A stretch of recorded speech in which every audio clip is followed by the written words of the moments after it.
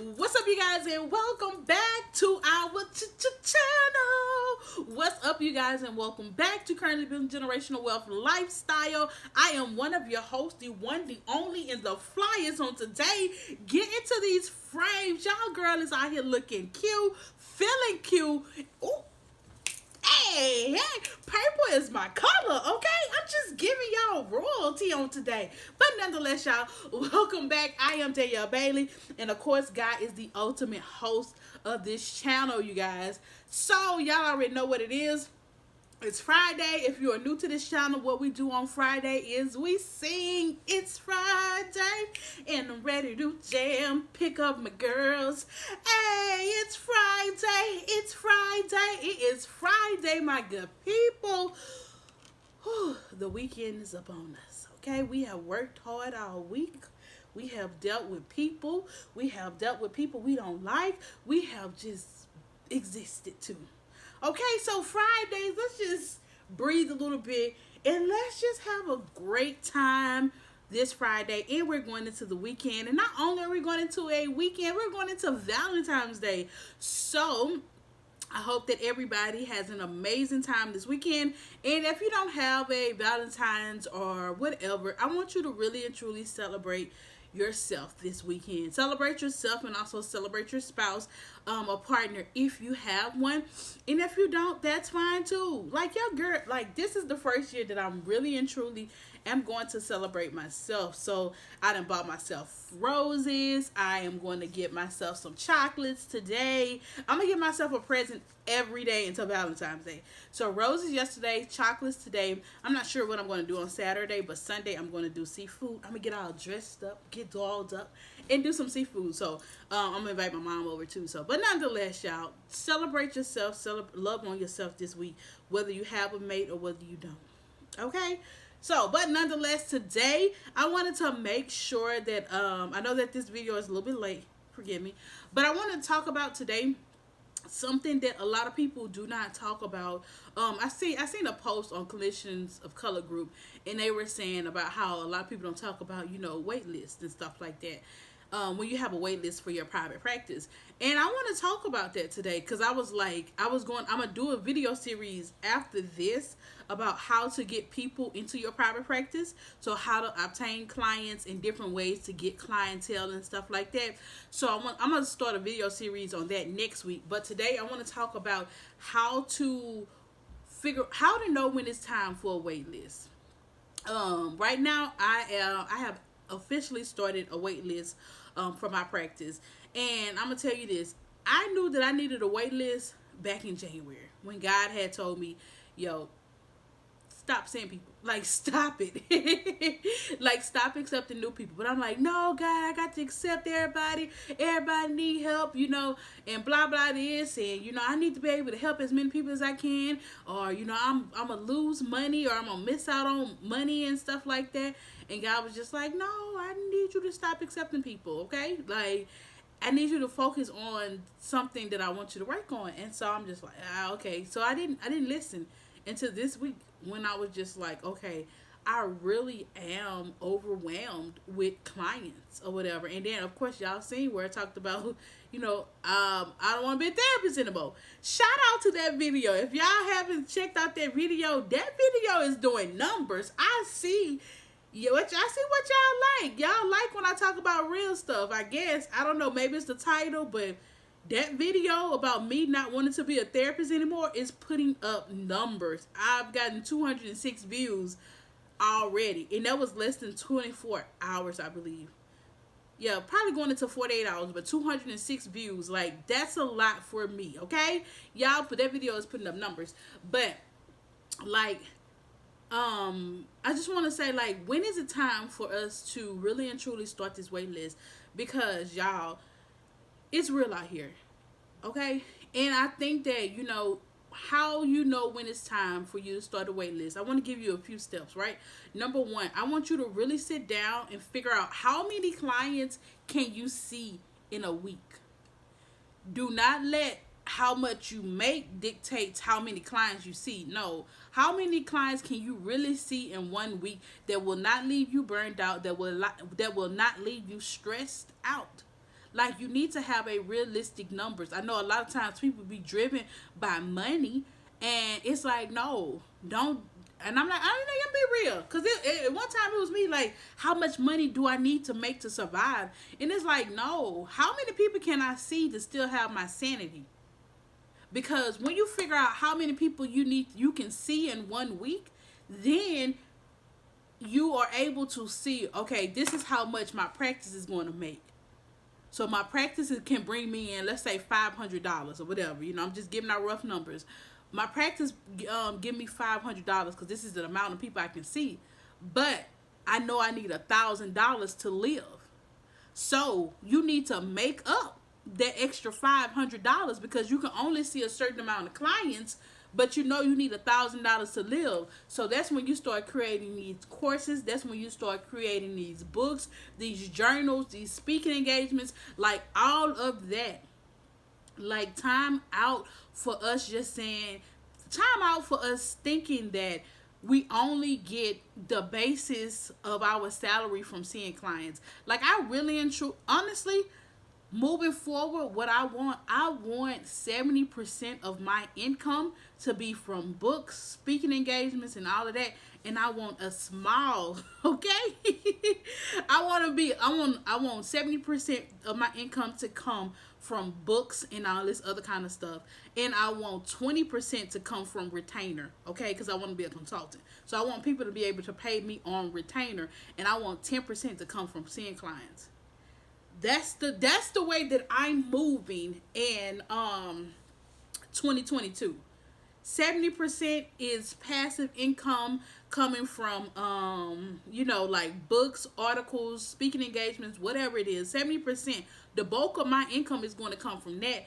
20% is going to come from people keeping me on retainer and paying me monthly. Speak that into existence. Yes, I want to be able to work with organizations, to help businesses with their whole whatever they got going on. Like, I want to move into that. So I want them to keep me on a retainer.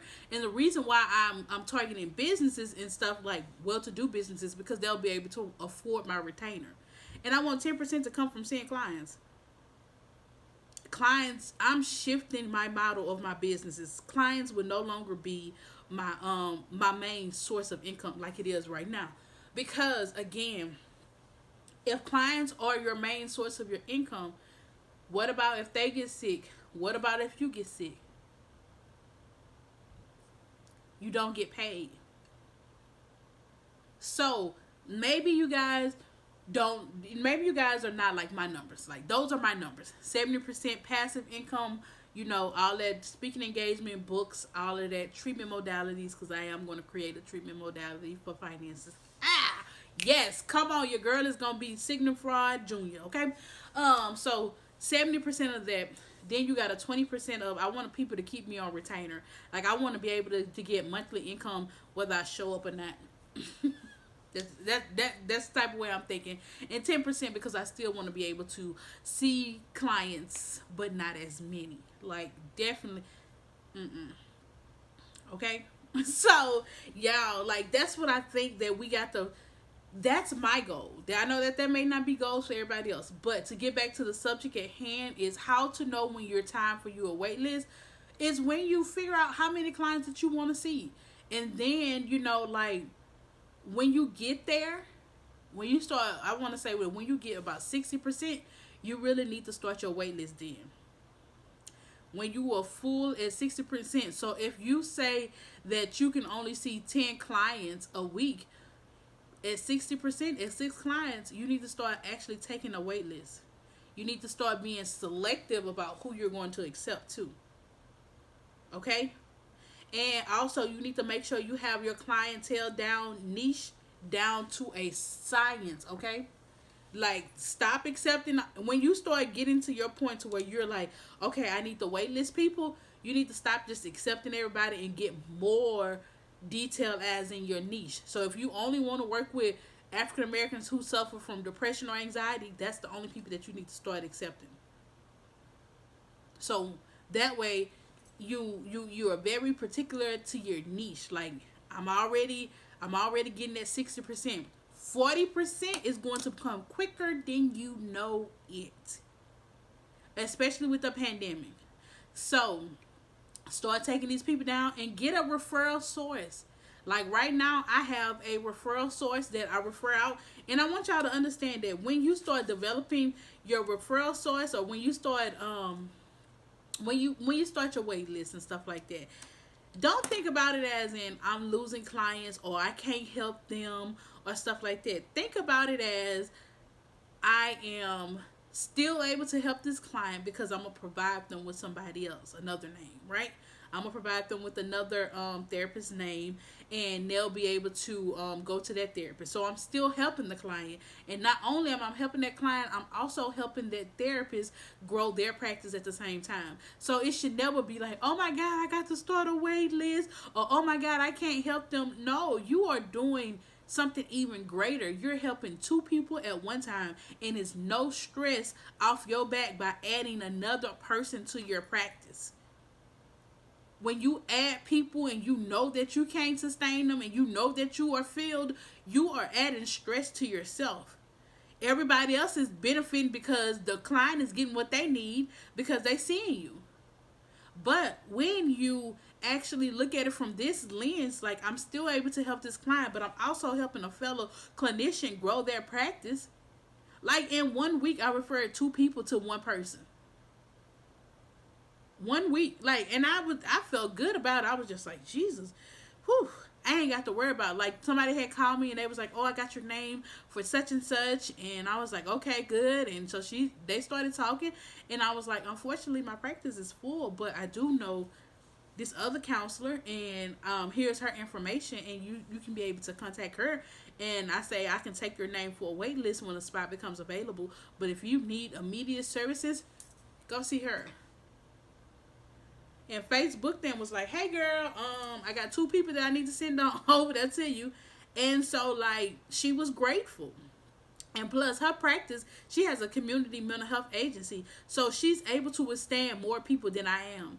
And so and then not only am I building that relationship with her, like she did a Facebook campaign or whatever, and she mentioned my practice. So we are really and truly just, so that's all I'm saying. When it's time for you, when you get at about 60%, you really and truly need to start with the wait list, and you need to get down. You need to really make sure that you're only accepting clients that fall into your niche, whatever your niche is. If it's overeating, you only need to accept people who are overeaters. Stop accepting everybody when you start getting at 60% full. So whatever your niche is, that's what you start accepting. And then you start really and truly find that referral source that you actually can trust and that you actually know that'll see your people. They're not necessarily your people. They're not your people because they're not in your practice, but can see the people, okay? So like with me, I've heard good things about her. I haven't heard anybody come back and say, anything negative. So that's what I'm saying though. Like, really and truly, when you get at 60%, start referring out, and then change your mindset. Oh, I'm losing money, or oh, I can't help this client. I really want to help. No, you are providing a great resource. You're helping somebody build their practice. You're also helping this client seek the help that they need, and you yourself are also protecting yourself. You're setting boundaries. Like, I can't tell you how many times I didn't accept the client that I should not have accepted, and it has caused me stress, being overwhelmed, being anxious. It has caused my anxiety to go up from accepting that person. So it's done harm to me. They good, but it's done harm to me. And if it continues to do harm to me, then it's going to do harm to my work. Let's be real. When we're overwhelmed, when we're anxious, and when we're depressed, if we continue that cycle, it's going to affect our work eventually. So who are you doing? You are doing a disservice to the client, yourself. First of all, you're doing a disservice to yourself. Number one, stop putting yourself after these clients. Oh, I got to make sure my clients are straight. No, I need to make sure Danielle's straight. Then once Danielle's straight, everything that falls up under Danielle is going to be amazing too as well. Because Danielle is taking care of herself first. So that goes to show me that if we putting our clients and everybody else above ourselves, we don't value ourselves. but we trying to teach people to value themselves. Y'all better catch that 10. Come on, let's get it together. All right. So nonetheless, at 60%, that's when you need to start your wait list, and then become even more selective about who you're going to work with, because before you know it, your the extra 40% that when you come to 100% fully booked is going to be there before you know it. Okay. So refer out, get you some good referral sources, and know that you are helping your community. And you are first you're helping yourself, and then you're helping your community. All right. So nonetheless, in 2020, we not finna croak over. We not finna have high blood pressure, continue to have high blood pressure and stress over stuff that we can control. Remember, you are no longer in an agency setting. Get out of the agency setting mindset. This is your business. You run this. God runs this. Then you run it. So if you need to stop accepting people, stop accepting people. All right. And know that God will provide. So either way it go, he's still going to provide. So nonetheless, that's all I got for y'all wonderful people on this wonderful Friday. Y'all make sure y'all tune in next Friday. We are going to start the series on how to build your clientele. So it'll probably be like a 3 to 4 part series up on how to build your clientele. And I want to talk about the different platforms and social media and stuff like that. So that's why it probably will be, longer. So nonetheless, I'll see y'all on Monday. Y'all have a wonderful weekend. And again, don't forget to celebrate yourself this Valentine's Day.